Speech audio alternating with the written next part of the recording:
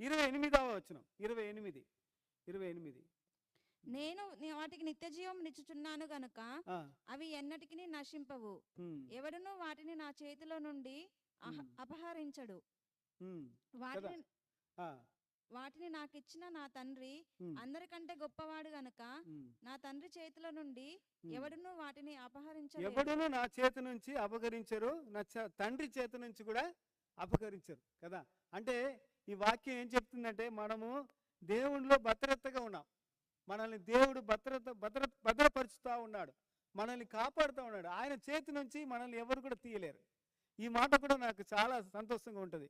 ఎప్పుడైనా కూడా మనం ఎవరి చేతిలో ఉన్నాము? ప్రభు చేతిలో ఉన్నాము. ఆయన రెక్కల క్రింద ఉన్నాము కదా. ఆయన నీడలో ఉన్నాము. మనల్ని ఆయన చేతి నుంచి ఎవరు కూడా అపహరించలేరు. సాతాను కాడ అపహరించలేడు.